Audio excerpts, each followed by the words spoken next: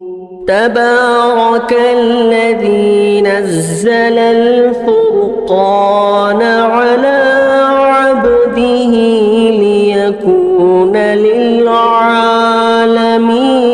نذيرا۔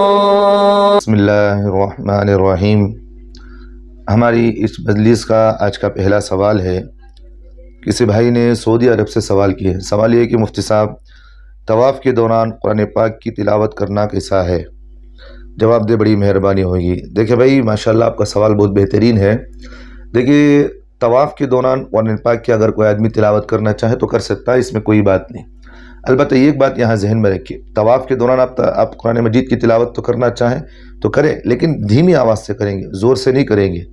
سمجھ میں آ رہی بات؟ ایک بات۔ دوسری بات یہ ہے کہ اس جگہ پر حدیث پاک سے یہ بات ثابت ہے کہ قرآن مجید کی آپ تلاوت جب چاہے کر سکتے ہیں، لیکن یہاں اس موقع پر آپ قرآن مجید کی تلاوت سے افضل یہی ہے کہ ذکر و اذکار کریں۔ ذکر و اذکار کا مطلب جیسا کہ سبحان اللہ، الحمدللہ یا کلمہ تمجید ہے، اس طرح جو ذکر و اذکار آپ کرنا چاہے کریں۔ قرآن مجید کی تلاوت سے ذکر و اذکار کرنا طواف کے دوران یہ افضل ہے بجائے قرآن مجید کے۔ امریکہ سے سوال کیا ہے۔ سوال یہ کہ مفتی صاحب، حاملہ یا دودھ پلانے والی خاتون کے لیے رمضان کے روزوں کا کیا حکم ہے؟ دیکھیں بہن، آپ کے اس سوال میں دو باتیں ہیں، ذہن میں رکھیں۔ پہلی بات یہ ہے کہ حاملہ خاتون کیا روزہ رکھ سکتی ہے، نہیں رکھ سکتی ہے، ایک بات۔ دوسری بات، دودھ پلانے والی عورت روزہ رکھ سکتی ہے، نہیں رکھ سکتی ہے بچے کو؟ تو دو باتیں ہیں آپ کے سوال میں، دونوں باتوں کا جواب ذہن میں رکھیں۔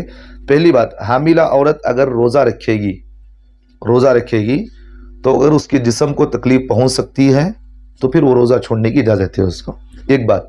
دوسری بات، اگر حاملہ عورت روزہ رکھے گی، اس کے جسم کو تو کوئی تکلیف نہیں پہنچ سکتی، تندرست ہے، طاقتور ہے۔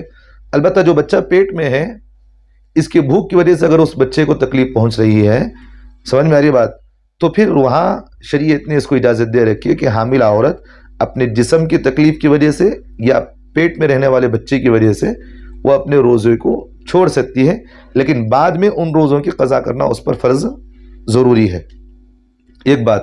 دوسری بات، جیسا کہ آپ نے مجھے پوچھا دودھ پلانے والے خاتون کے لیے، دیکھیے دودھ پلانے والی خاتون کو بھی یہی مسئلہ ہے۔ اگر دودھ پلانے والی خاتون جو بچے کو دودھ پلا رہی ہے، بچہ تو پیدا ہوگا، دودھ پلا رہی ہے، اگر وہ نہ کھائے تو اس کی جسم کو تکلیف ہے، بات سمجھ میں آ رہی؟ نہ کھائے تو جسم کو تکلیف، یعنی دودھ نہیں بن رہا ہے تو پھر بچے کو دودھ کیسے ہم پلائیں گی؟ تو اگر اس طرح کی بات ہے، اگر بچہ دودھ پیے گا تو پھر جسم میں کمزوری آئے گی۔ تو اگر اس طرح کے مسئلے ہیں تو پھر عورت کو، دودھ پلانے والی عورت کے لیے بھی اس وقت روزہ چھوڑ سکتی ہے، بات سمجھ میں آ رہی؟ ہاں، اگر تندرست ہے، روزہ رکھ سکتی ہے، تو پھر دودھ پلانے والی عورت کے لیے بھی ضروری یہ ہے کہ وہ روزہ رکھے۔ اگر وہ دودھ پلانے والی عورت تندرست نہیں، کمزور ہے، اگر وہ بھوکی رہے گی تو بچے کو دودھ کون پلائے گا؟ بچے کو دودھ نہیں آ رہا ہے، اگر وہ نہیں کھائے گی تو پھر اس کے جسم میں تکلیف ہوگی اور اس کے اندر بیماریاں بڑھ سکتی ہیں۔ تو اس طرح اگر بچے کو، اپنے جسم کو اگر تکلیف پہنچ رہی ہے تو پھر اس دودھ پلانے والی عورت کے لیے بھی شریعت میں اجازت ہے کہ وہ روزہ چھوڑ سکتی ہے۔ لیکن ایک بات یہاں ذہن میں رکھیے، اگر وہ جو روزہ چھوڑی ہے تو جتنے روزے، چاہے حالت حمل میں ہو یا دودھ پلانے والی عورت ہو، جتنے روزے چھوڑے گی تو ان روزوں کی بعد رمضان ان کی قضا کرنا ضروری ہے۔ اور کتنے قضا کرے گی؟ ایک ایک روزہ جتنے چھوڑے اتنے روزوں کی قضا کرے گی، بات سمجھ میں آ رہی؟ تو ان میں یہ ضروری نہیں ہے کہ ہر روزے کے بدلے 2 مہینے روزہ رکھیں، بات سمجھ میں آ رہی؟ جتنے روزے چھوڑیں تو پھر ان روزوں کی قضا کریں۔ امید ہے کہ بہن آپ کو جواب سمجھ میں آ گیا ہوگا۔ کسی نے سوال یہ بھی کیا ہے، شب برات یا رمضان کی طاق راتوں میں اجتماعی دعائیں مانگنے کا شرعی حکم کیا ہے؟ مفتی صاحب بڑی تفصیل سے جواب دیں۔ سوال کرنے والے محمد حافظ ارشاد صاحب، بنگلور۔ جی ماشاءاللہ حافظ صاحب، آپ کا سوال بہت بہترین ہے۔ افسوس ہوتا ہے ایسے جوابات دیتے ہوئے بھی کہ بھئی ہمارے برادری کے اندر یہ چیزیں زیادہ ہو رہی ہیں۔ تو بہرحال پہلی بات ذہن میں رکھیے، دیکھیں اللہ کے رسول صلی اللہ علیہ وسلم نے مختصر دعاؤں کو بڑا پسند بھی فرماتے تھے، تو لہٰذا افضل دعا وہ ہے جس جو سری ہو، مختصر ہو، جامع ہو۔ 3 باتیں ذہن میں رکھیں۔ افضل دعا کون سی ہے؟ افضل دعا یہ ہے سری کی جائے، اور سری دعا کے اندر بھی مختصر ہو اور جامع ہو۔ ان تینوں چیزیں دعا کے اندر ہونا چاہیے۔ اور حدیث پاک کے اندر حضرت ام عائشہ صدیقہ رضی اللہ عنہ فرماتی ہیں سرکار دو عالم صلی اللہ علیہ وسلم ان دعاؤں کو پسند فرماتے تھے جو جامع، مختصر اور سری دعا اللہ کے رسول صلی اللہ علیہ وسلم فرماتے، کبھی کبھی جہرن بھی فرمایا کرتے تھے، لیکن عمومی طور پر اللہ کے رسول صلی اللہ علیہ وسلم کی عادت شریفہ سری کرنے کی تھی۔ تو جامع دعا اور جو مختصر ہوتی ہے اللہ کے رسول صلی اللہ علیہ وسلم اس دعا کو استعمال کرتے تھے، اور طویل دعا اللہ کے رسول صلی اللہ علیہ وسلم نہیں فرماتے، اور جو جامع نہیں ہوتی اس کو بھی اللہ کے رسول صلی اللہ علیہ وسلم نہیں فرماتے۔ جامع دعا کا مطلب کیا ہے کہ بھئی جس کے اندر دعا مختصر ہو لیکن اس کے اندر دنیا آخرت کی ساری بھلائی ہے، جیسا کہ ربنا آتنا فی الدنیا حسنہ وفی الآخرت حسنہ وقنا عذاب النار۔ حالانکہ یہ جامع دعا ہے، مختصر ہے، جس میں اللہ تعالیٰ قرآن مجید کے اندر بھی دعا کو بتائے ہیں، ربنا آتنا فی الدنیا حسنہ، اے ہمارے رب ہمیں دنیا میں بھلائی عطا فرما اور آخرت میں بھلائی عطا فرما اور ہمیں آگ کے عذاب سے بچا لے۔ سمجھ میری بات؟ تو یہ دعا، یہ تو حدیث سے قرآن مجید کے اندر بھی ثابت ہے۔ اور اسی طرح دعاؤں کے سلسلے میں اللہ کے رسول صلی اللہ علیہ وسلم کی دعا یہ بھی ہے، اللہم انی اسألک العفو والعافیہ والعافیہ فی الدنیا والآخرہ، اے ہمارا رب میں تجھ سے دنیا میں، دین میں، دنیا میں، آخرت میں عفو عافیت مانگتا ہوں، لہٰذا جہاں اجتماعی دعا ہو وہاں مختصر جامع دعا ہی کرنا چاہیے۔ بات سمجھ میں آ گئی؟ یہ تو بات ہو گئی حدیث سے سمجھ میں آ گئی۔ اور دوسری بات یہ ہے، شب برات اور تاخیراتوں کا موقع تو ہمارے لیے دعاؤں کی قبولیت کا موقع ہوتا ہے۔ اب آدمی ایک ذہن میں ہمارے مسلمانوں کے اندر ایک چیز یہ بیٹھ گئی ہے کہ اب ہم دعا کریں تو کسی عالم کے ذریعے سے کرانا چاہیے، اور ہمیں تو دعا کرنا نہیں آتا، کسی عالم کے ذریعے سے دعا کروانا چاہیے، ان کی دعائیں جلدی قبول ہوتی ہیں۔ بات تو صحیح ہے، لیکن ایک مطلب یہ بھی نہیں ہے کہ بھئی یہ مطلب نہیں ہے کہ اللہ ہماری دعاؤں کو قبول نہیں کرتے، اللہ ضرور قبول کرتے ہیں۔ علماء ہیں تو ان کی دعاؤں کو بھی اللہ قبول کرتے ہیں، کیونکہ وہ ہمارے سے زیادہ نیک ہوتے ہیں تو اللہ ان کی دعائیں جلدی قبول کر لیتے ہیں۔ لیکن ایک بات، اجتماعی دعا سے زیادہ انفرادی دعاؤں کے اندر اہتمام ہمیں ہونا چاہیے۔ اب انفرادی جتنی بھی چاہے لمبی دعائیں کریں، کوئی اس سے یہ نہیں ہوتا، لیکن اجتماعی دعاؤں کے اندر آج لوگوں کے اندر بہت عمومی طور پر یہ ہو گیا ہے، لوگ اجتماعی دعاؤں کے لیے کہیں کہیں دور سے آتے ہیں، کئی کلومیٹر سے آتے ہیں۔ شب برات کے اندر ہمارے بنگلور کے اندر 2-3 جگہوں پر ایسا ہوتا ہے کہ اجتماعی دعا ہوتی ہے۔ تاخیراتوں کے اندر رمضان کے 5 تاخیراتوں میں بھی دعائیں ہوتی ہیں۔ ایک 2-3 مسجدیں ایسی ہیں جہاں اجتماعی لوگوں کا بڑا اجتماع ہوتا ہے، لوگ دور دور سے آتے ہیں، کہتے ہیں کہ حضرت یہاں دعا کریں گے، یہاں یہ ہوتے ہیں، یہ ہوتے ہیں۔ لوگ ضروری سمجھ کر وہاں جمتے ہیں، اور لوگوں کے ذہنوں کے اندر ایک چیز بیٹھ گئی ہے کہ حضرت یہاں اس لیے ہم آتے ہیں کہ بھئی یہ شب برات کا ایک حصہ بن گئی ہے، تاخیراتوں کا ایک حصہ بن چکی ہے کہ بھئی یہاں دعا ہوتی ہے، یہ تاخیراتوں کا ایک حصہ ہے جہاں دعا ہمیں جانا چاہیے۔ اب لوگ ہمیں اشکال کرتے ہیں کہ حضرت ایسے تو تبلیغی اجتماعات کے اندر بھی دعائیں ہوتی ہیں، تو پھر وہاں لوگ کیوں جاتے ہیں؟ بھئی وہاں تو ایک اجتماعی اس لیے ہو رہا ہے کہ بھئی لوگ جمع ہوئے ہیں، وہاں دعا قبول ہوتی ہے، اور وہاں دعا کے لیے مخصوص طبقے کو نہیں بلایا جاتا، لوگ جو آتے بھی ہیں بیان سننے کے لیے، پھر اس کے بعد اجتماعی دعا ہوتی ہے، لوگ اس میں شرکت کر لیتے ہیں۔ لیکن یہاں جو مجمع بیٹھا ہے یہ خصوصی طور پر دعا ہی کے لیے بیٹھا ہے۔ اب یہ سمجھ کر بیٹھا کہ بھئی اب یہاں جو اجتماع کیا جا رہا ہے یہ کوئی تعین کے ساتھ نہیں کہہ رہے بھئی ان دنوں کے اندر اگر عبادت نہ کی جائے تو پھر عبادت قبول نہیں ہوگی، اجتماع نہ کیا جائے تو تبلیغ اجتماع نہیں ہوگا، ان دنوں کے اندر اگر دعا نہ کیا جائے تو پھر دعا، ایسا تو تبلیغ اجتماع نہیں ہوتا۔ لیکن تاخیراتوں کے اندر جو خصوصی جو عمل ہے وہ قرآن حدیث سے ہمیں اللہ کے رسول صلی اللہ علیہ وسلم نے ہمیں سمجھایا بھی ہے کہ نہیں ہے؟ تو لوگوں کے اندر ایک مزاج تو یہ ہوگا کہ بھئی اجتماعی دعاؤں کا اہتمام حد سے زیادہ ہو گیا۔ اب یہاں جو لوگ اجتماع کے لیے بیٹھتے ہیں، دعا کے لیے بیٹھتے ہیں، بعض لوگ تو اس کو اجتماع کا ایک شب برات یا تاخیراتوں کا حصہ سمجھ کر بیٹھتے ہیں۔ یہ دین میں زیادتی، یہ بدعت ہوئی کہ نہیں ہوئی؟ ایک بات۔ دوسری طرف جو بہت سارے لوگ تو اکتا بھی جاتے ہیں، لمبی لمبی دعاؤں سے لوگ اکتا بھی جاتے ہیں۔ ایک مختصر دعا ہو تو لوگ بیٹھتے ہیں، پھر لمبی دعاؤں سے جاتے لوگ اکتا جاتے ہیں، کئی لوگ سو بھی جاتے ہیں، کئی بیزار بھی ہو جاتے ہیں۔ عبادت کے اندر آدمی کو دلچسپی ہونا چاہیے، یہ نہیں کہ آپ جو ہے لوگوں کو جوڑ کر لوگوں کو بٹھا کر کے آپ اجتماعی دعائیں کر رہے ہیں، یہ تو ایک دین کے اندر زیادتی کا بھی ہے، اور لوگ اس سے اکتا بھی جاتے ہیں طویل طویل دعاؤں سے، اور حدیث سے یہ چیز ثابت بھی نہیں ہے، ایک بات۔ اور دوسری بات یہ ہے کہ بھئی لوگ اس میں سو بھی جاتے ہیں۔ تو بہرحال پابندی سے ہر شب برات یا تاخیراتوں کے موقع پر طویل دعائیں کرنے کا معمول نہیں بنانا چاہیے، تاکہ عوام کے اندر اس بات کا اندیشہ نہیں ہونا چاہیے کہ ان کو بھی یہ چیز اس کا جز ہے، یعنی شب برات کے اندر اگر دعا طویل نہیں کی جائے گی تو پھر ہماری شب برات بیکار ہے، تاخیراتوں میں اگر ہمیں دعا لمبی نہیں کی جائے تو پھر ہماری تاخیرات بیکار ہیں۔ اس طرح کے لوگوں کے اندر ذہنیت نہیں بننا چاہیے۔ اب لوگوں کے اندر یہ ذہن بن گیا ہے تو اس لیے اس کو دھیرے دھیرے ختم کر دیں، اگر کہیں ہوتی ہو تو پھر اس کو ختم کر دیں، یہ ایک طرح کی بدعت اور گمراہی ہے، لہٰذا ایسے لوگوں کو اپنی اصلاح کرنے کی ضرورت ہے۔ اگر کہیں ہوتا ہو تو پھر علماء کو سمجھائے کہ بھئی اس طرح کی چیزیں نہیں کرنا چاہیے۔ اگر آپ کرنا چاہ رہے ہیں تو حدیث سے اللہ کے رسول صلی اللہ علیہ وسلم کی جو ثابت ہے، دعا مختصر جامع ہو، اور پھر اس کے اندر کیا ہو، جیسا کہ میں نے بتایا کہ پھر اس کے اندر دعا جو ہے سری ہو، جامع ہو اور مختصر ہو۔ سری کے سلسلے میں اللہ نے قرآن مجید میں فرمایا ادعوا ربکم تضرعا خفیہ، دعا سری کی جائے، اللہ اس دعا کو جلد انسان جو چاہے مانگ سکتا ہے۔ اب ہمارے دماغوں کے اندر ایک چیز یہ بھی بیٹھ گیا کہ حضرت ہمیں دعا مانگنا نہیں آتا، ہم کیا کریں؟ بھئی آدمی دعا سیکھتا نہیں، بس دنیا کے لیے آدمی بہت ساری چیزیں سیکھتا ہے، دعا کے لیے آدمی سیکھنا نہیں بلکہ اس کی کمزوری ہے، سیکھنا چاہیے۔ اب آدمی مانگتے مانگتے مانگتے مانگتے مانگنے کا ڈھنگ آئے گا اس کے پاس، بات سمجھ میں آ رہی؟ دعا کے اندر آدمی کو خود مانگنا چاہیے، میں آج یہ مانگ رہا ہوں، کل یہ مانگ رہا ہوں۔ اب ہمارے مفتی تقی عثمانی صاحب شیخ الاسلام فرماتے ہیں کہ بھئی آدمی کو دعا کے اندر یہ جذبہ ہونا چاہیے کہ میں اللہ سے ہر چیز مانگ رہا ہوں، میں بات کر رہا ہوں۔ جس طرح بچہ اپنے باپ سے مانگتا ہے، ہر چیز اس سے لڑ کر لیتا ہے، روتا ہے، گلگلاتا ہے، ماں باپ سے اس طرح اللہ سے مانگے۔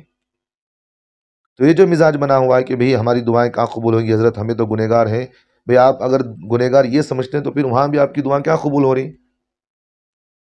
تو پھر آپ یہ ذہنیت سے بات نکال دیں۔ شب برات میں تاخیراتوں کے اندر جو دعاؤں کی محفل سجا کر جو لوگ بیٹھے ہوئے ہیں ان کو سمجھائے کہ بھی اس طرح کی چیزیں غلط ہیں، اور علماء کو بھی اپنی اصلاح کرنی چاہیے۔ ہم جو بھی کام کر رہے ہیں تو حدیث و قرآن حدیث کے اندر دیکھیں کہ بھی یہ چیز کی ہمیں تعلیم کہاں دی گئی ہے۔ شب برات اور تاخیرات یہ تو دین کا حصہ ہے۔ اس عمل کے ان دنوں میں اللہ کے رسول صلی اللہ علیہ وسلم کیا عمل کرتے تھے؟ شب برات کے اندر اللہ کے رسول صلی اللہ علیہ وسلم نے نماز پڑھی، دعائیں کی، انفرادی کی ہیں۔ تاخیراتوں کے اندر اللہ کے رسول نے اعتکاف فرمایا اور وہاں انفرادی دعائیں کی ہیں، انفرادی عبادتیں کی ہیں۔ صحابہ سے کہیں بھی اجتماعی دعا ثابت نہیں ہے۔ آپ یہ کون سی بدعتیں نہیں شروع کر رکھے؟ تو بہرحال ان علماء کو بھی سمجھنا چاہیے، اس طرح کی بدعتوں کو ختم کریں، اور اس طرح کی دعاؤں میں بھی شرکت ہمیں نہیں کرنا چاہیے۔ کرنا ہے تو اپنے محلے کے اندر آپ بیٹھیں، کہیں انفرادی آپ ہی دعا کریں، اللہ آپ کی دعاؤں کو قبول کرے گا۔ جتنی تڑپ اور دل کے اندر انسان کے دل میں جتنی تڑپ ہوتی ہے اللہ اس کی تڑپ کو سنتے ہیں، بات سمجھ میں آ رہی؟ اور عبادت کے اندر آدمی کو دلچسپی ہونا چاہیے، یہ نہیں کہ آدمی کے اندر اکتا جائے، اور جس عبادت کے اندر اکتا جائے، جس عبادت کے اندر آدمی چستی پن نہ ہو تو پھر عبادت کی مقبولیت کہاں رہی؟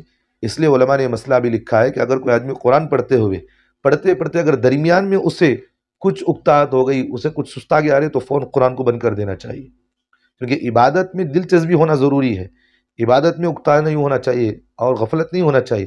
اگر آپ قرآن پڑھیں گے تو پھر آپ بے فہمی کے ساتھ، غفلت کے ساتھ پڑھیں گے تو پھر وہ عبادت کہاں رہی؟ تو بہرحال اس طرح کی چیز ان کو سمجھائے، اللہ ہم تمام کو عمل کی توفیق دے۔ اسی طرح ایک بھائی ہمارے بنگلور کے ہی سوال کیے کہ مفتی صاحب مسجد کے پیسوں سے شب برات تاخیراتوں میں آنے والے لوگوں کو چائے ناشتہ وغیرہ کا انتظام کرنے کا شرعاً کیا حکم ہے؟ بھائی دیکھیے، یہ تو میں نے سوال بہت بار تفصیل سے بتا بھی دیا ہے، اور میں نے تو اس پر بڑا سخت الفاظ بھی استعمال میں نے کیا بھی ہے، تو بہرحال میں نے تفصیل سے ساری باتیں بتا دی ہیں۔ تو بہرحال میں جواب بتا دیتا ہوں، آپ سوال کر لیے ہیں، جس کی مسجد کے فنڈ سے شب برات یا تاخیرات میں آنے والے لوگوں کو اس سے دعوت کرنا جائز نہیں، گناہ ہے، حرام ہے۔ سمجھ میں آ رہی ہے بات؟ مسجد کا فنڈ صرف مسجد ہی میں استعمال کیا جائے گا، مسجد کے فنڈ کو آنے والے مہمانوں کے لیے شب برات یا تاخیراتوں میں ان کو دینا، ان کو کھلانا پلانا جائز نہیں، ایک بات۔ اور اگر کوئی آدمی مسجد کے فنڈ سے ان لوگوں کو کھانا کھلایا یا پلایا، جو بھی کیا ہے، یہ امانت میں خیانت کرنے والا ہے، اور جتنا پیسہ اس نے خرچ کیا اتنا پیسہ مسجد کے فنڈ میں داخل کرنا اس کے لیے ضروری ہے۔ اگر کمیٹی والے کے تو پھر سارا چندہ کر کے مسجد کے فنڈ میں داخل کرنا ضروری ہے۔ سمجھ میرے بات؟ اگر خدمت کرنے کا اتنا ہی جذبہ ہے تو اپنے ذاتی پیسوں سے کرے، مسجد کے پیسوں کو کھانے پینے کی اس طرح کی چیزوں میں استعمال کرنا جائز نہیں ہے۔ اگر کوئی کمیٹی والے اس طرح کرتے ہیں تو پھر ان کو سمجھائے، اگر وہ نہیں مانتے تو پھر محلے والوں کی ذمہ داری ہے فوراً ان کو کمیٹی کو نکال دیا کرے۔ بھائی اچھا، ایک بھائی نے سعودی سے سوال کیا، سوال یہ کہ مفتی صاحب تراویح میں دیکھ کر قرآن مجید پڑھنا شرعاً کیسا ہے؟ جواب دیکھیں بھائی، احناف کے نزدیک قرآن مجید کو تراویح میں دیکھ کر پڑھنا یا تراویح میں دیکھ کر سننا، سمجھ میں دونوں جائز نہیں ہے، بات سمجھ میں آ رہی؟ اور اسی طرح تراویح کی نماز میں اگر کوئی آدمی دیکھ کر قرآن مجید پڑھتا ہے تو پھر اس کی نماز فاسد ہو جائے گی، نماز ہی نہیں ہوتی وہ۔ اور دوسری بات، اگر کوئی آدمی دیکھ کر اگر قرآن مجید سن رہا ہے، سمجھ میں نماز تراویح کوئی پڑھا رہا ہے اور پیچھے آدمی قرآن لے کر دیکھ کر کے سن رہا ہے، تو اس طرح دیکھ کر سننا درست نہیں ہے۔ اگر کوئی آدمی قرآن مجید جو دیکھ کر سن رہا ہے، اس نے اگر امام کو غلطی پر قرآن دیکھ کر اگر لقمہ دیا ہے تو امام اگر لقمہ لے لیا تو امام کی نماز بھی فاسد اور سارے مقتدیوں کی نماز بھی فاسد ہو جائے گی۔ امید ہے کہ بھائی جواب سمجھ میں آ گیا ہوگا۔ بھائی ایک بات یہ بھی ہے کہ مفتی صاحب سورۃ الاعلیٰ کی پہلی آیت کے بعد کیا پڑھنا چاہیے؟ دیکھیں بھائی، نماز کے علاوہ سورۃ الاعلیٰ یعنی سبح اسم ربک الاعلیٰ، سورۃ الاعلیٰ اگر نماز میں پڑھا جا رہا ہے تو کچھ بھی نہیں پڑھا جائے گا۔ اگر نماز کے بعد اگر کوئی آدمی سورۃ الاعلیٰ پڑھ رہا ہے، سبح اسم ربک الاعلیٰ پڑھ رہا ہے، تو حدیث سے یہ ثابت ہے کہ بھئی سبحان ربی الاعلیٰ کہنا مستحب ہے۔ سمجھ میں آ رہی بات؟ اگر آپ نماز کے باہر پڑھ رہے ہیں سبح اسم ربک الاعلیٰ پڑھ رہے ہیں تو اس وقت سبح اسم ربک الاعلیٰ کے بعد میں سبحان ربی الاعلیٰ پڑھنا کہنا جو ہے مستحب ہے۔ متعدد صحابہ سے یہ عمل ثابت بھی ہے۔ اسی طرح ایک بھائی نے بھی کہا کہ مفتی صاحب سورۃ التین کی آخری آیت کے بعد کیا پڑھنا چاہیے؟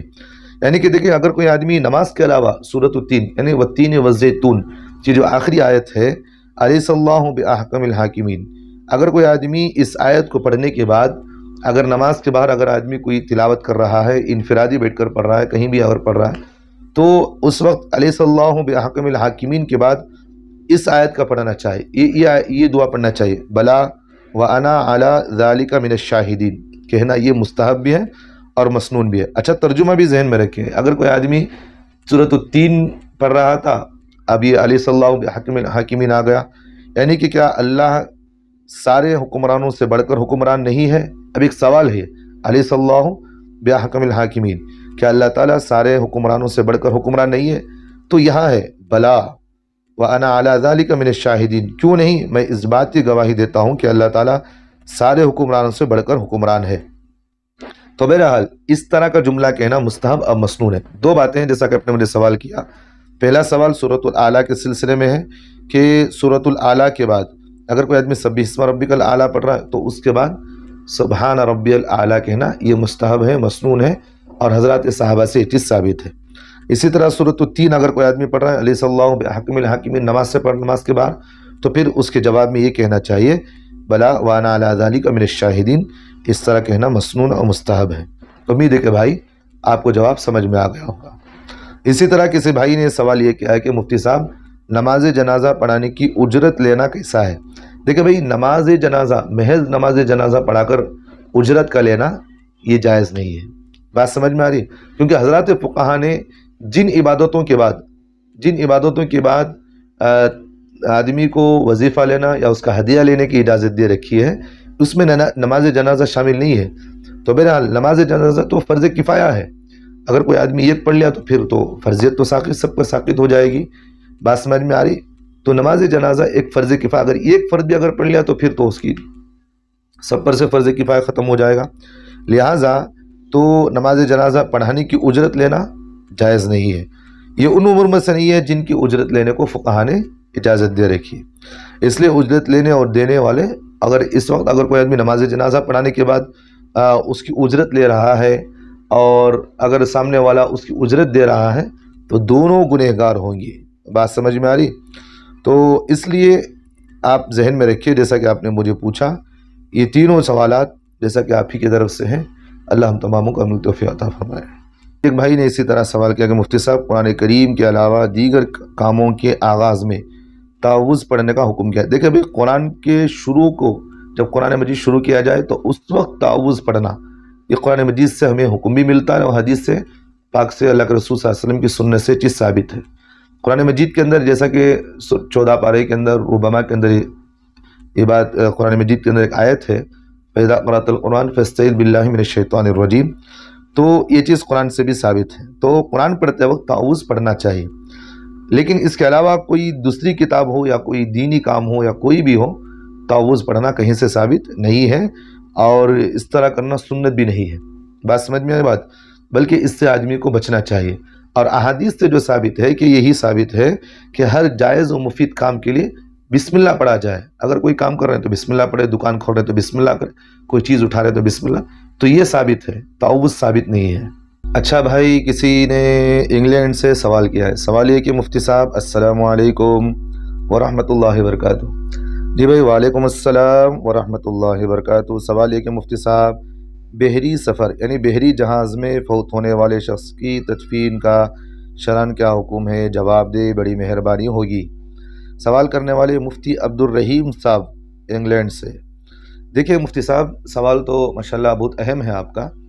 دیکھیں مثال کے طور پر اگر کوئی آدمی سمندر میں کشتی میں جا رہا ہے، کشتی وغیرہ میں جو بھی ہے جا رہا ہے، درمیان میں کسی کا انتقال ہو گیا، اس میں اللہ نہ کرے کسی کا انتقال ہو گیا۔ اب جب انتقال ہو گیا ہے تو اس میت کے گلنے اور سڑنے کا امکان نہیں ہے کہ بھئی اگر اس میت کو لے کر ہم سمندر کے ساحل تک پہنچ سکتے ہیں، اطمینان کے ساتھ ہم جو ہے سمندر کو پار کرتے ہوئے زمین کی سطح پر ہم پہنچ جائیں گے، جہاں زمین مل جائے گی، وہاں تک اگر اطمینان کے ساتھ آپ پہنچ سکتے ہیں، اور وہاں تک پہنچنے کے درمیان میں اس کے جسم کے گلنے اور سڑنے کا کوئی بھی پریشانی نہیں کہ نہیں سڑے گا، تو پھر سمندر میں جو مرا ہوا آدمی ہے، اس میں کشتی میں مرا ہوا آدمی، پھر اس کو وہاں تک اس کو لے جائیں گے، پھر وہاں زمین پر اس کو دفن کیا جائے گا۔ بات سمجھ میں آ رہی؟ اگر گلنے اور سڑنے کے امکانات ہیں تو پھر اس کو کیا کریں گے، سمندر ہی میں اس کو جنازے کی نماز وہاں کشتی میں ہی اس کو غسل وغیرہ دیا جائے گا، اور پھر اس کے تجویز جو بھی ہے تجہیز کی مطلب اس کا کفن وغیرہ جو بھی ہے پہنایا جائے گا، پھر نماز جنازہ پڑھی جائے گی۔ نماز جنازہ پڑھنے کے بعد کوئی وزندار چیز، پتھر ہے یا تو پتھر یا لوہا وغیرہ جو بھی ہو، وزندار چیز اس کے جسم کو باندھ دیا جائے گا۔ جسم کو باندھنے کے بعد پھر اس میت کو سمندر میں چھوڑ دیا۔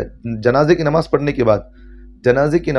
کے بعد اس کے جسم پر کوئی وزندار چیز باندھ دیں، پھر اس کو زمین پر چھوڑ دے، سمندر پر چھوڑ دے۔ اب وہ اندر جائے گی، کیونکہ اس لیے وزندار چیز باندھنے کی بات میں کہہ رہا ہوں تاکہ وہ میت سمندر پر نہ تیرے۔ اب وزندار چیز ڈالیں گے، سیدھا سمندر میں چلے جائے گی۔ اب جب سمندر میں چلے جائے گی تو پھر اس کے لیے وہی قبر ہوگی۔ بات سمجھ میں آ رہی؟ تو دو باتیں ہیں آپ کی اس میں۔ پہلی بات تو ہے کہ اگر ساحل تک اطمینان سے آپ پہنچ سکتے ہیں، زمین تک آپ پہنچ سکتے ہیں، اور وہاں تک پہنچنے میں میت کے جسم کے گلنے اور سڑنے کا کوئی بھی پریشانی نہیں ہے، تو پھر وہاں تک پہنچ کر آپ کو چاہے کتنے بھی دن لگے، اطمینان کے ساتھ آپ پہنچے، وہاں دفن کر دیا ہے۔ اگر آپ کو وہاں تک پہنچنے میں اس کے جسم کے گلنے اور سڑنے کا اندیشہ ہے تو پھر غسل دیا جائے گا، جنازے کی نماز پڑھی جائے گی، اور جو میت کے جسم پر جو کفن باندھا گیا ہے اس کے ساتھ کوئی وزندار چیز باندھ کر سمندر میں چھوڑ دیا جائے تاکہ وہ نیچے سطح تک پہنچ جائے، اسی کی قبر وہی ہوگی۔ اگر آپ نہیں باندھیں گے تو پھر اوپر ہوگی، تو پھر وہ پھر وہ جسم کی بے حرمتی ہے۔ انسان کی جسم کی قدردانی یہی ہے، کیونکہ اللہ نے اس کے جسم کو، انسان کی جسم کو ایک ممتاز بنایا، اعجاز والی چیز بنایا ہے، تو اس کی میت کے لیے وہی ہے کہ بھی سمندر میں ڈال دیا جائے۔ اب وہ سمندر میں نیچے جائے گا تو پھر اس کے لیے وہی قبر بنی گی۔ امید ہے کہ بھائی آپ کو جواب سمجھ میں آ گیا ہوگا۔ دلائل جو بھی ہیں تو میں آپ کو لکھ کر ڈال دیتا ہوں۔ اسی طرح ایک بھائی امریکہ سے سوال کیے ہیں۔ سوال یہ کہ مفتی صاحب، نامحرم عورت کو چھونے اور اس سے مصافحہ کرنے پر شریعت کا کیا حکم ہے؟ دیکھیں بھائی، مرد کے لیے یہ ناجائز گناہ ہے۔ بات سمجھ میں آ رہی؟ مرد کے لیے یہ ناجائز گناہ ہے، کسی شدید مجبوری اور شدید عذر کے بغیر عورت کو اس کے جسم کو ہاتھ لگانا یا اسے پکڑنا یہ گناہ کبیرہ ہے، ناجائز حرام ہے۔ اور احادیث مبارکہ کے اندر سرکار دو عالم صلی اللہ علیہ وسلم کی حدیث ہے، اللہ کے رسول صلی اللہ علیہ وسلم نے فرمایا، تم میں سے کوئی اپنے سر میں کیل ٹھوکے، یہ بہتر ہے کہ اس سے کہ وہ ایسی عورت کو چھوئے جو اس کے لیے حلال نہیں ہے۔ یعنی کہ اللہ کے رسول صلی اللہ علیہ وسلم کی حدیث مبارکہ کا مطلب یہ ہے کہ آدمی کو اپنے سر میں کیل کا ٹھوک لینا یہ بہتر ہے کہ کسی عورت پر ہاتھ پکڑنا یا اس کو چھونا جو اس کے لیے حلال نہیں ہے، ایسی عورت کو چھونا بہتر ہے کہ وہ اپنے سر میں کیل ٹھوک لے۔ کتنی بڑی سخت وعید کی بات ہے۔ اور ہمارے مسلمانوں کے اندر تو یہی بات ہے کہ بھئی لبرزم کے جو لوگ ہیں وہ یہی سوچتے ہیں کہ اگر کوئی عورت ہاتھ ملا رہی ہے اگر وہ ہاتھ میں اس مرد اس عورت کے ہاتھ کو چھوئے گا نہیں، مصافحہ نہ کرے، تو سمجھتے ہیں کہ بھئی بدتمیز ہے یہ. بات سمجھ میں آ رہی؟ اگر کوئی مرد کسی عورت کو ہاتھ بڑھائے، وہ اگر عورت ہاتھ نہ لگائے، اسے مصافحہ نہ کرے، اسے گلے نہ ملے، تو یہ سوچتے ہیں کہ بدتمیز ہے یہ. بات سمجھ میں آ رہی؟ تو بدتمیزی کا مطلب ہم لوگ یہ سمجھتے ہیں کہ مصافحہ نہ کرنا، نہ ملنا، اسے بدتمیزی سمجھتے ہیں. اگر کوئی کہتا ہے کہ بھئی اس طرح کرنا گناہ ہے، حرام ہے، تو کہتے ہیں کہ تم آج سے 1400 سال پہلے، 1500 سال پہلے کے ابھی بھی نظریات پر تم باقی ہو. تم تو چھوڑو وہ سب چیزوں کو، اب نیو جنریشن چل رہا ہے تو اب ان چیزوں پر چلے. جبکہ اللہ کے رسول صلی اللہ علیہ وسلم کی قرآن حدیث کے اندر، اور قرآن و حدیث ہمارے لیے موت کے آخری سانس تک، قیامت تک یہ چیزیں ہمارے لیے محفوظ ہیں. اور ایک مسلمان کے لیے ضروری ہے کہ موت کے آخری سانس تک قرآن و حدیث پر عمل کرے. جان چلی جائے لیکن ہم قرآن و حدیث کو چھوڑنے والے نہ ہوں. ہماری زندگی کا ہر شعبہ، اور ہم جو ہے مسلمان دین کے اندر ایک قید ہے ہم، اور ہم مسلمانوں کے لیے شریعت سے آگے بڑھنے کی اجازت نہیں. ہم ایک دائرے میں رہنا ہے، جو بھی کام کرنا ہو دائرے کے اندر رہتے ہوئے ہمیں کرنا ہے. اور شریعت مطہرہ نے کسی بھی انسان کو کسی بھی چیز کے اندر، شریعت نے انسان کو کمزور نہیں کیا، اسے جو ہے کسی بھی چیز میں محتاج نہیں بنایا. ہر چیز میں اسے شریعت نے ہر چیز اس کو سکھائی. بھئی آپ شریعت کو چھوڑ کر دوسری چیز میں آپ جھانک نہیں سکتے. پاخانہ کرنے کا طریقہ، پیشاب کرنے کا طریقہ، کس طرح دھونا ہے، گرمی کے موسم میں کس طرح دھو، سردی کے موسم میں شریعت نے ساری چیزیں ہمیں سکھائی ہے. تو عورتوں سے مصافحہ کب کرنا ہے، کن عورتوں سے مصافحہ کرنا ہے، اور اگر عورت کو چھونا ہے تو کس طرح. جیسا اگر کوئی آدمی ڈاکٹر ہے، اگر کسی عورت سے اسے چھونا ضرورت پڑ گئی تو شریعت نے اس کو حکم دیا کہ بھی ہاتھ پر گلوز پہنے، اپنی نظروں کی حفاظت کرتے اس کا علاج کریں. سمجھ میں؟ اگر کوئی لیڈیز ڈاکٹر نہیں مل رہی تو اس طرح وہاں حکم ہے. اگر لیڈیز ڈاکٹر مل رہی ہے، اچھی مل رہی ہے، تو پھر آپ کو مردوں کے پاس جانے کی ضرورت نہیں. اگر کہیں آپریشن کرنا پڑ گیا، کوئی مرد ہے وہاں لیڈیز ڈاکٹر نہیں کر سکتے، تو پھر مرد اگر کر رہا ہے مسلمان ڈاکٹر، تو اپنی آنکھوں کی حفاظت کرے، ہاتھوں میں گلوز پہنے. اس طرح وہاں شریعت کا حکم ہے. تو بہرحال جو اس طرح کی چیزیں ہمارے مسلمانوں کے اندر جو بنائی ہوئی ہے کہ اگر کوئی آدمی اسے مصافحہ نہیں کرتا تو اسے برا بلا کہا جاتا ہے، اسے برا تصور کیا جاتا ہے. یہ چیزیں غلط ہیں. جیسا کہ سرکار دو عالم صلی اللہ علیہ وسلم کی حدیث، اللہ کے رسول نے فرمایا کہ اپنے سر میں کیل ٹھوک لینا یہ بہتر ہے کہ کسی اجنبی عورت کو ہاتھ لگانا، اسے مصافحہ کرنا، اسے میل ملاپ کرنا، یہ اس سے بڑا گناہ ہے. سمجھ میں بات؟ یعنی کہ اگر کوئی آدمی کیل ٹھوک لے، یہ بہتر ہے اس کے لیے کہ کسی عورت کے ساتھ آدمی مصافحہ کرے. بہت بڑا شدید گناہ ہے. اور اللہ کے رسول، اللہ تعالیٰ نے قرآن مجید میں فرمایا، جو آدمی ان الذين يحبون، اللہ تعالیٰ فرماتے ہیں ان الذين يحبون ان تشيع الفاحشة في الذين آمنوا لهم عذاب أليم في الدنيا والآخرة والله يعلم وانتم لا تعلمون.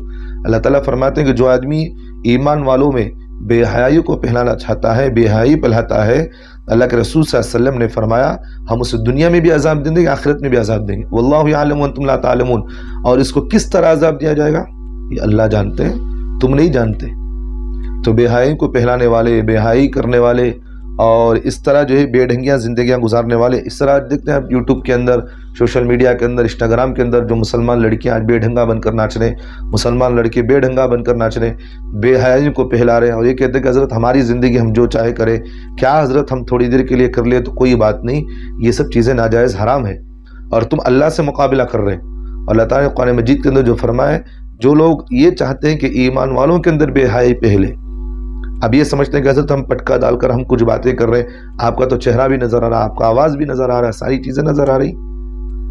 تو اللہ تعالیٰ فرماتے ہیں یحبون ان تشیع الفاحشة فی الذین آمنوا لہم عذاب علیم فی الدنیا والآخرہ.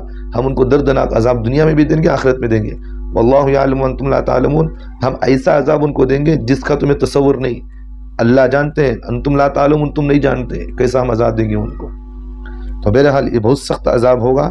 ان لوگوں کے لیے ضروری ہے کہ بھی یہ سب چیزیں اپنی زندگیوں میں چھوڑے. اگر کوئی کرتے ہیں تو اللہ سے توبہ استغفار کرے. تو بہرحال کسی مرد کے لیے کسی نامحرم عورت کو ہاتھ لگانا بھی کبیرہ گناہ ہے، اور بغیر شرعی عذر کے اس سے بات کرنا یا ہاتھ لگانا یہ بھی کبیرہ گناہ ہے. اور عورت کے لیے بھی یہی حکم ہے کہ وہ کسی مرد کو بغیر شرعی عذر کے اسے دیکھنا یا اسے چہرہ دکھانا یا اسے بات کرنا یا چھونے دینا یہ بھی گناہ کبیرہ ہے. سمجھ میں آ رہی بات؟ تو انسٹاگرام کے اندر، یوٹیوب کے اندر، یہ فیس بک کے اندر مسلمان عورتیں بے حیائی پہلا رہی ہیں. اللہ سے ان کو توبہ استغفار کرنا چاہیے. موت سے پہلے توبہ پکی، سچی پکی توبہ کرے. کہیں ایسا نہ ہو کہ آپ کی موت آ جائے اور توبہ نہ کریں، اور یہ چیزیں جو ویڈیوگرافیاں جو آپ جو کر رہی ہیں یہ قیامت میں آپ کے لیے وبال کا ذریعہ بنے، اور لوگوں کو ذریعہ بنے کہ تم جس طرح کر رہے ہو تو ہم بھی کریں گے۔ اب تم پٹکا پہن کر رہے ہیں تو پھر وہ سوچ رہے ہیں چلو ہم پٹکا پہنیں گے، کرتے کرتے پھر اس طرح بے حیاں کا پہنیں گے۔ کئی ایسے ہمارے پاس کیسز آتے ہیں کہ مسلمان لڑکیاں غیر مسلموں کے ساتھ شادی شدہ ہونے کے باوجود بھی، بچے ہیں سب ہیں، پھر اپنی زندگیاں برباد کری ہوئی۔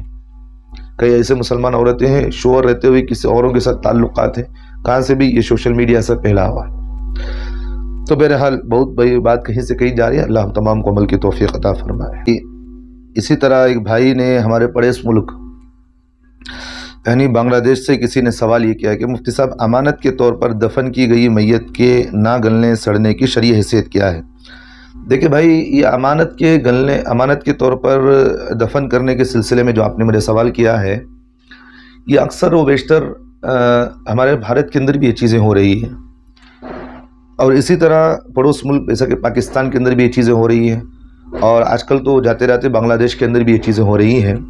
اس کا طریقہ کار اس طرح ہوتا ہے کہ اگر کوئی آدمی کئی دوسرے ملک کا ہو یا کسی دوسرے علاقے کا ہو، وہ کہیں انتقال ہو جائے، تو انتقال ہو جانے کے بعد اس کی ترتیب یہ ہوتی ہے کہ ایک تابوت بنا دیا جاتا ہے، ایک لکڑی کا ڈبہ بنایا جاتا ہے، اس کو اس میں رکھ دیا جاتا ہے۔ اب رکھنے کے بعد اس کو قبر میں بھی جنازے کی نماز پڑھا کر کے اس کو اندر رکھ دیا جاتا ہے۔ اب اسے یہ کہا جاتا ہے کہ زمین سے کہا جاتا ہے کہ ہم تمہیں امانت کے طور پر اس کو اندر رکھ رہے ہیں، پھر ہم اس کو 3 دن کے بعد لے کر اپنے علاقے میں نکل جائیں گے۔ تو امانت کے طور پر اس کو دفن کرنے کے بعد یا 3 دن کے بعد ہو یا کسی بھی طریقے سے ہو، جب ضرورت پڑتی لے کر جائیں گے، پھر اپنے علاقے میں اس کو دفن کر دیا جاتا ہے۔ یہ امانتاً طور پر جو دفن کرنے کا جو سلسلہ جو نئی بدعت ہمارے مسلمانوں کے اندر شروع ہوئی ہے، شریعت میں اس کی اجازت نہیں ہے۔ دیکھیں، ایک مرتبہ دفن کرنے کے بعد شریعت نے حکم یہ دیا ہے کہ اگر شدید مجبوری ہو، جن وجوہات کی وجہ سے میت کو دوبارہ نکالنے کی گنجائش دی ہے، تو ان میں یہ امانتاً دفن کی گئی چیز کو باہر نکال سکتے ہیں۔ شدید مجبوری کا مطلب یہ ہے کہ بعض مرتبہ آدمی کو دفن کر دیا گیا، اب پولیس کا رپورٹ آئی کہ بھی اس کو پوسٹ مارٹم کیا جائے گا یا نہیں، تو اس کو ریسرچ کے لیے نکالنا پڑتا ہے، تو پھر وہاں مجبوری ہوتی ہے۔ بعض مرتبہ ایسے ہوتا ہے کہ روڈ بنا دیا جائے، پھر وہاں سے میت کو نکال کر دفن کرنا پڑتا ہے۔ کسی کی زمین میں دفن کر دیا گیا، پھر وہاں سے نکال کر اس کو دوسرے کا دفن کرنا پڑتا ہے۔ تو شدید مجبوری جہاں شریعت نے اس کو اجازت دے رکھی ہے کہ بھی میت کو اس طرف سے اس طرف کو تدفین کرنے کی اجازت دی، تو پھر وہاں آپ اس کو نکال کر کے دفن کر سکتے ہیں۔ شدید مجبوری کے علاوہ اگر آپ اس کو امانتاً کے طور پر بھی اگر اس کو زمین میں دفن کر دیا گیا ہے، تو پھر اس کو نکالنے کی اجازت نہیں ہے، گناہ کبیرہ ہے، ایک بات۔ دوسری طرف اسی طرح اگر کوئی آدمی امانتاً کے طور پر دفن کر دیا گیا مردے کو، پھر اس کو زمین سے نکالا، یہ سمجھ کر نکالا کہ بھی ہم نے اس کو امانت کے طور پر زمین کو کہہ کر ہم نے دفن کیا ہے، اگر کوئی آدمی اس طرح کہتے ہوئے پھر اس کو نکالا، اگر وہ جسم سڑا نہیں گلا نہیں ہے، تو پھر اس کو یہ سمجھنے کہ بھی ہم نے امانتاً زمین کو دیا تھا، پھر دیکھیے زمین ہم نے امانت تو قبول کیا ہے اور وہ تو جسم کو کوئی بھی تکلیف نہیں پہنچائے، تو اس لیے زمین نے اس کو امانتاً رکھا تھا، پھر وہاں سے لے جا رہے ہیں۔ تو یہ چیز بھی شریعت مطہرہ کے اندر کہیں سے بھی یہ چیز ثابت نہیں ہے، اس طرح کہنا بھی غلط ہے۔ بات سمجھ میں آ رہی؟ یہ سب چیزیں ذہن سے نکال دیں۔ ایک مرتبہ اگر کسی آدمی کو دفن کر دیا جائے، شدید مجبوری شرعی تقاضے کے بغیر اس کو نکالنے کی اجازت نہیں۔ اگر کہیں اس طرح کا مسئلہ ہو رہا ہے تو پھر وہاں کے لوگوں کے لیے ضروری ہے کہ ان سب چیزوں کو ختم کریں، اور اگر کہیں ہو رہا ہے تو پھر وہاں کے علماء کو اس بات پر چوکن نہ ہو کر فوراً اس بات کو آواز اٹھانا چاہیے اور ضروری ہے۔ اچھا بھائی، یہ ہماری مجلس کا یہ آخری سوال ہے۔ کسی بہن نے سعودی عرب سے سوال کیا ہے۔ سوال یہ کہ مفتی صاحب، سوال یہ ہے کہ شوہر کے انتقال کی صورت میں عدت کی مدت 4 ماہ 10 دن ہے، تو ان ماہ کا حساب چاند کی تاریخ سے دیکھا جائے گا یا 30 دن شمار ہوں گے ہر مہینے کے اعتبار سے؟ جی بہن، آپ کا سوال بہت بہترین ہے۔ اکثر عورتیں ان سوالات میں بڑے الجھے ہوئے ہوتے ہیں۔ بات سمجھ میں آ رہی؟ مردوں کے اندر بھی یہی بات ہے، عورتوں کے اندر بھی یہی بات ہے۔ عدت کے سلسلے میں عورتوں کے اندر تو بڑے پریشان ہوتے ہیں کہ کس تاریخ کے اعتبار سے، کس دنوں کے اعتبار سے عدت کی جائے۔ دیکھیں، شریعت مطہرہ کا جہاں حکم ہے وہ قمری اعتبار سے حکم لگایا جاتا ہے، شمسی اعتبار سے نہیں، یعنی چاند کی تاریخ سے جو بھی حکم لگایا جاتا ہے۔ جیسے کہ آدمی نماز پڑھ رہا ہے تو پھر چاند کے اعتبار سے ترتیب بنائے، عدت گزارے گی تو چاند کے اعتبار سے گزاریں گی، سمجھ میں آئی بات؟ قمری اعتبار سے عدت گزاریں گی، شمسی اعتبار سے نہیں۔ شمسی اعتبار سے مطلب یہ ہے کہ اگر آپ انگریزی تاریخ لیں تو دوسرے دن اس کی تاریخ شروع ہوگی۔ اگر آپ قمری اعتبار سے لیں گی، چاند کی تاریخ سے لیں گی، تو جیسے مغرب ہو گیا تو پھر مغرب کے اعتبار سے پھر وہاں سے اسلامی یہ دن شروع ہوگا۔ تو بہرحال عدت کی جہاں تک کا مسئلہ ہے وہ چاند کی تاریخ سے عدت کی ابتدا شروع ہوگی۔ تو اس کا گزارنے کا طریقہ کیا؟ اگر کوئی عورت کا شوہر چاند کی پہلی تاریخ میں اگر کسی شوہر کا انتقال ہو گیا، کسی عورت کے شوہر کا انتقال ہو گیا، مثال کے طور پر شوال کی 1 تاریخ کو اس کے شوہر کا انتقال ہو گیا، اب وہ عدت کس طرح گزارے گی؟ 4 ماہ 10 دن عدت گزارے گی، ایک ایک دن گنتے گنتے، چاہے وہ چاند کی تاریخ کا مہینہ 29 کا ہو یا 28 کا، یعنی 20/8 کا مہینہ ہو یا 20/9 کا مہینہ ہو، 4 ماہ 10 دن مکمل اس کو چاند کے حساب سے عدت گزارنا ضروری ہوگا۔ بات سمجھ میں آ رہی؟ چاہے وہ مہینہ 29 کا ہو، چاہے مہینہ 28 کا ہو یا مہینہ 30 کا ہو، تو پورے مہینے کیا ہوں گے؟ اگر 28 کا مہینہ ہے تو پھر بھی اس کو 4 ماہ 10 دن گزاریں گی، اگر 29 کا مہینہ درمیان میں آ گیا تو پھر بھی 4 مہینے 10 دن گزارے گی، اگر 30 کا مہینہ آ گیا تو مہینوں کے حساب سے وہ عدت گزارے گی۔ شوال، ذی القعدہ، ذی الحجہ، محرم، یہ 4 مہینے ہو گئے، تو پھر شوال، ذی القعدہ، ذی الحجہ، محرم، پھر اس کے بعد پھر 10 دن پھر ایک گزارے گی، ایک 10 دن گزارے گی، تو پھر درمیان کے پورے مہینوں کے اعتبار سے اس کی ترتیب ہوگی۔ بات سمجھ میں آ رہی ہے؟ تو اگر کسی عورت کے شوہر کا انتقال چاند کی پہلی تاریخ کو ہوا ہے تو مہینوں کے حساب سے وہ عدت گزارے گی۔ اگر شوہر کا انتقال 1 تاریخ کو نہیں بلکہ 2 تاریخ کو ہو گیا، 3 تاریخ کو ہو گیا، چاند کی کسی بھی 1 تاریخ کے بعد درمیان میں کبھی بھی انتقال ہوا ہے تو وہاں مہینوں کا اعتبار نہیں کیا جائے گا بلکہ وہاں دنوں کا اعتبار کیا جائے گا، یعنی پورے مکمل 130 دن، 4 ماہ 10 دن مکمل 130 دن کا حساب کرتے ہوئے اس کو عدت گزارنا ضروری ہے۔ بات سمجھ میں آ گئی؟ تو آپ کے سوال میں 2 باتیں ہیں۔ پہلی بات، اگر کسی شوہر کا انتقال چاند کی پہلی تاریخ کو ہوا ہے تو پھر وہاں مہینوں کا اعتبار کرتے ہوئے عدت گزارے گی۔ اگر 1 تاریخ کے بعد اگر کبھی بھی انتقال ہوا ہے تو پھر وہاں مہینوں کا اعتبار نہیں کیا جائے گا بلکہ وہاں دنوں کا اعتبار کیا جائے گا۔ 130 دن مکمل، 130 دن، 4 ماہ 10 دن، اس کو مکمل 130 دن عدت گزارنا ضروری ہے۔ تو کہ امید ہے کہ بہن آپ کو یہ سوال کا جواب مکمل آپ کو سمجھ میں آ گیا ہوگا۔ اور اسی کی ضمن میں کچھ ضروری باتیں ہیں جو میں آپ کو بتا دیتا ہوں۔ ہمارے مستورات کے اندر عدت گزارنے کے سلسلے میں بڑی کوتاہیاں ہو رہی۔ دیکھیں، عدت گزارنا یہ اللہ کا حکم ہے۔ بات سمجھ میں آ رہی؟ بعض مستورات کو ہم دیکھتے ہیں کہ عدت گزارنے کا مسئلہ آیا تو کہتے ہیں کہ حضرت 40 دن گزارے پھر ختم، 40 دن کے بعد عدت ختم کر دیتے ہیں، یہ کبیرہ گناہ ہے۔ ایک چیز، بعض عورتوں کو دیکھتے ہیں کہ اگر شوہر اگر کسی عورت کو طلاق دے دے تو عدت گزارنے کے لیے کہا جاتا ہے، یا اگر کوئی شوہر ظالم تھا، انتقال ہو گیا تو عدت گزارنے کے لیے کہا جاتا ہے، تو کہتے ہیں کہ حضرت اس نے میری زندگی میں کیا کیا، میں اس کے لیے عدت گزاروں، میں عدت ہی نہیں گزاروں گی۔ تو بہرحال عورتیں عدت نہیں گزارتی، یہ اللہ کا حکم توڑنے کے برابر ہے، اور عورتیں جتنے دن عدت میں نہیں بیٹھیں گی وہ سارے گنہگار ہوں گے، ایک بات۔ دوسری بات، اگر عورت 4 ماہ عدت گزارے بغیر یا طلاق شدہ ہے تو پھر وہ 3 ماہواری عدت گزارے بغیر، یا ماہواری نہیں آتی تو 3 مہینے عدت گزارے بغیر، اگر کوئی عورت اگر گھر سے باہر نکل جاتی ہے اور کام کاج میں چلے جاتی ہے اور عدت میں نہیں بیٹھتی ہے تو جتنے رشتہ داروں کو علم ہونے کے باوجود بھی اس کو نہیں روکتے وہ سب گنہگار ہوں گے اس میں۔ بات سمجھ میں آ رہی؟ تو اگر کوئی عورت ہے، بیوہ ہے، اگر وہ عدت گزارنا اس کے لیے دشوار ہے، یعنی وہ اس کے لیے گھر میں کوئی کھانا وغیرہ نہیں پہنچا سکتا، اور اس کی ترتیب بھی ہے، اگر کوئی اس عورت کے بیوہ کا شوہر کا انتقال ہو گیا عورت کا، اگر اس کے پاس کوئی گھر میں کمانے والا نہیں، پہلی بات دیکھا ہے اس کا بیٹا ہے تو پھر وہ اس کی ذمہ داری سنبھالے گا، اگر بیٹا نہیں سنبھال رہا ہے تو بھائی بہن سنبھالیں گے، بھائی بہن نہیں سنبھال رہے تو خاندان میں کسی آدمی کو کفالت ضروری ہے کہ وہ اس کی ذمہ داری سنبھال کر کہے میں تمہاری ذمہ داری لیتا ہوں کہ تم عدت گزارو۔